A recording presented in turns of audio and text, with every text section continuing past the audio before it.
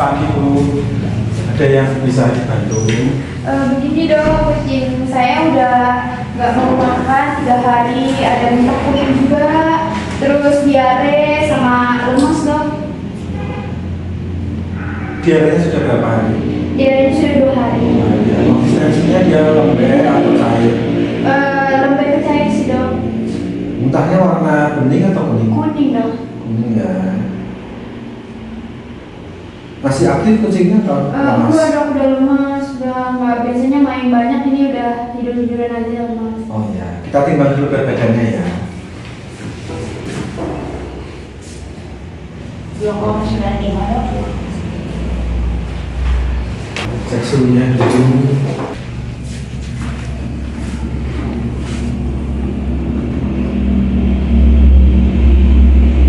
Suhunya 365 ya Bu ya. Kita periksa dulu ya.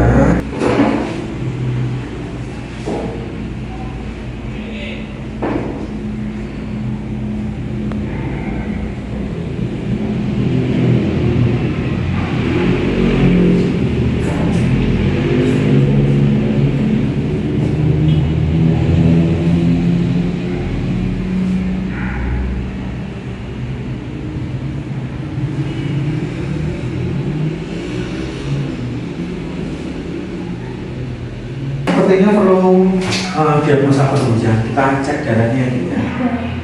Biar lihat mungkin sel darah putihnya tinggi atau takutnya kan ada virus seperti itu.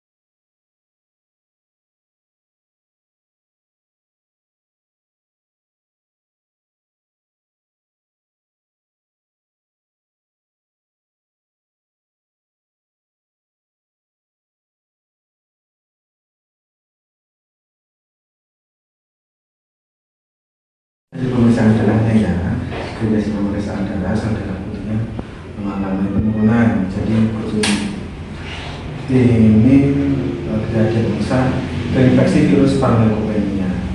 Untuk virus ini kan dia menular ya, dan mortalitasnya tinggi. Jadi ibu juga harus mensterilkan kandang maupun lingkungan di rumah karena takutnya ada kucing yang lain dan nanti juga bisa terinfeksi.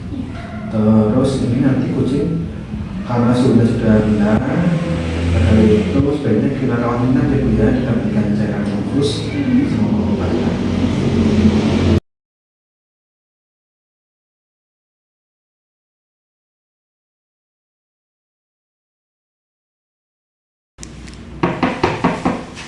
Ya, Rap. Masuk, Rap. Bu Sidot, Gimana? ini mau konsultasi pasien. Oke, siap. Duduk, Dok. Gitu, Dok. Ya Dok, hari ini ada pasien kucing Ya. dengan pemilik Ibu Andrea. Alamatnya di Bandung. Kemudian kucing ini rasanya kucing domestik Dok. Ya. Untuk nama kucingnya kucing titi, jenis kelaminnya jantan. Berdasarkan anamnesa kita dapat bahwa kucing titi tidak mau makan, kemudian diare cair selama 3 hari, lalu muntah berwarna kuning dan kucing titi lemas. Ya. Ya, untuk berat badan kucing titi 3 kg, kemudian suhunya 36,5 derajat Celcius. Untuk hasil pemeriksaan didapat mata cekung, kemudian CRT dan turgor lebih dari 2 detik, lalu mulutnya bau, anusnya kotor karena feses, untuk organ lainnya tidak ada perubahan. Kemudian untuk pemeriksaan hematologi kita dapat BBC-nya turun, HCT-nya turun dok. Berdasarkan pemeriksaan dan pemeriksaan laboratorium tadi, kita mendiagnosa kucing titik terinfeksi virus panleukopenia. Untuk rencana pengobatan, yang pertama kita berikan antibiotik berupa amoxicillin dengan dosis 15 mg per kilogram berat badan. Untuk sedianya kita punya 150 mg per mililiter. Kemudian volume yang dibutuhkan untuk kucing titis sendiri 0,3 ml dok. Akan kita berikan sehari sekali secara intramuskuler.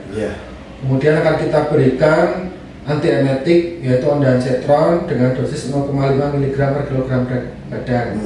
Untuk sediaannya 1 mg per mililiter dok. Jadi akan kita berikan 1,5 mili. Kemudian kita berikan juga gastroprotektan dengan dosis 250 mg per ekor kucing. Sehari 2 kali dok, nanti kita berikan secara per oral dengan volume 2,5 mili. Ya, lalu kucing kita infus dengan infus mineralaktat. Gitu dok. Oke, siap dok. Berarti ini nanti kucing dirawat inap ya? Dirawat inap. Dirawat inap. Nah, minta tolong supaya terus dikoordinasikan dan dikomunikasikan perkembangannya ke klien. Kemudian paramedik juga nanti diminta untuk terus memonitor. Ya, itu aja. Dok. Siap dok.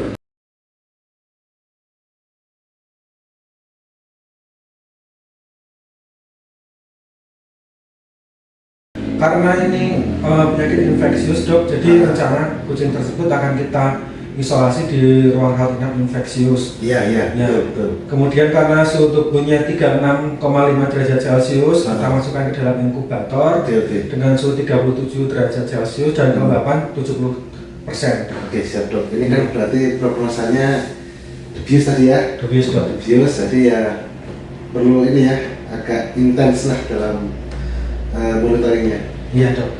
Kemudian untuk petugas sendiri kita batasi petugas yang masuk, hanya dokter dan paramedis yang bertugas yang boleh masuk dengan menggunakan pakaian khusus, sepatu khusus, penutup kepala, masker dan sarung tangan. Kemudian untuk lalu lintas di depan kandang sendiri kita batasi supaya tidak banyak orang yang lewat dok. Kemudian untuk pemilik juga sudah kita edukasi untuk membersihkan kandangnya menggunakan desinfektan dan memonitor kucing yang lain. Takutnya kucing yang lain juga mulai terinfeksi dok. Oke, siap. Nanti rencana kalau misal kucing tersebut pulang, ruangan kandang tersebut akan kita desinfeksi dan kita fumigasi menggunakan formalin. Oke, siap. Masuk peralatannya? Termasuk peralatannya dok. Ya, sip. Oke, mungkin begitu aja dok. Oke, mantap dok. Laksanakan sesuai SOP. Siap. Ya dok. Terima kasih dok.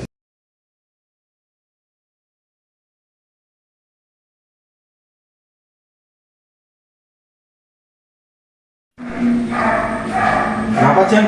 Dok, ini pasien atas nama Loli yang kemarin sembuh mau ngirim makanan. Awas loh, itu bentuk korupsi.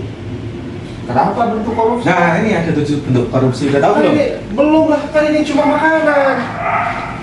Nah, ini aku lagi belajar korupsi nih. Jadi ada 7 macam bentuk korupsi. Apa aja dok? Nah, ini yang pertama memberikan keuangan negara nih. Jadi melawan hukum, melakukan perbuatan memperkaya diri sendiri atau orang lain atau korporasi menyalahgunakan wewenang, kesempatan atau sarana yang ada. Jadi merugikan negara atau memperkaya diri sendiri atau korporasi atau orang lain itu termasuk korupsi. Terus apa lagi dok? Nih yang kedua suap menyuap. Oh, mungkin Nah, ini ya, memberikan ini ya. janji sesuatu karena kekuasaan atau karena kewenangan yang berhubungan dengan jabatan. Ya. Tuh, ini lagi nih Cang. Penyalahgunaan jabatan, tahu kan? Maksudnya? Ya, jadi pejabat atau ASN dia sengaja menggelapkan, merusak, menghilangkan atau dengan sengaja dia menghilangkan barang atau atau surat atau dokumen yang lain disalahgunakan sama dia, misal oh ini ada sertifikat kantor diambil sama dia, disalahgunakan. Terus pemerasan, jadi menguntungkan diri sendiri atau orang lain dengan cara melawan hukum atau dengan kuasanya seseorang untuk memberikan sesuatu ini, jadi minta bayaran lebih. Oh, itu nggak Kalau boleh nggak, juga. kalau mau dilayani harus bayar sekian. Ya, ya, Pemerasan.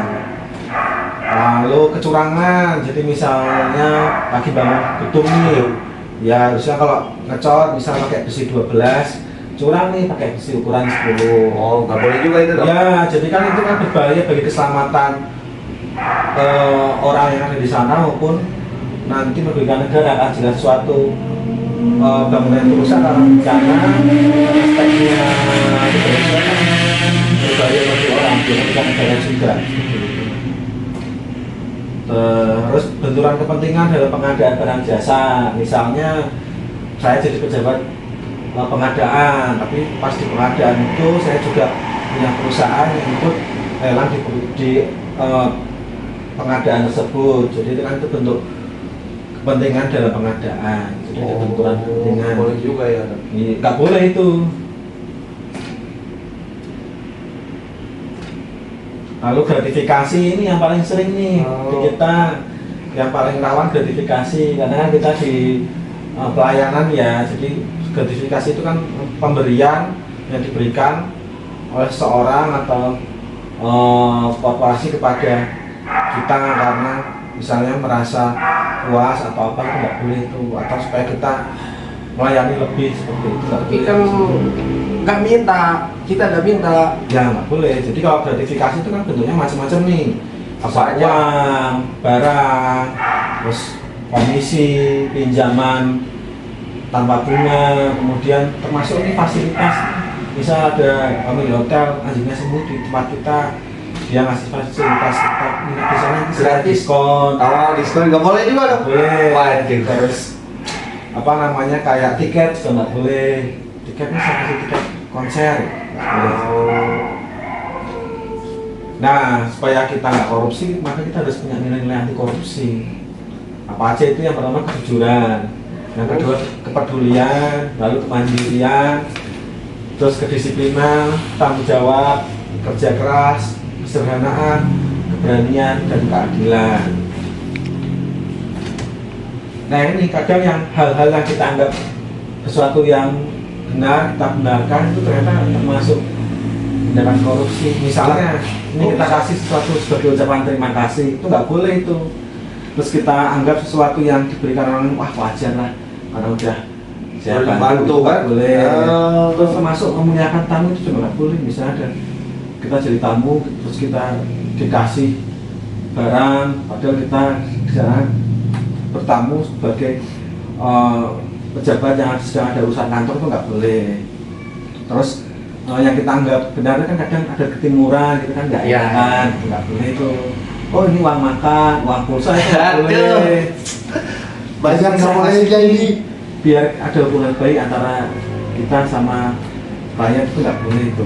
Jadi sesuatu yang kadang kita anggap benar karena jadi kebiasaan, kadang ada yang tidak boleh seperti itu. Jadi harus kita pilih-pilih seperti itu.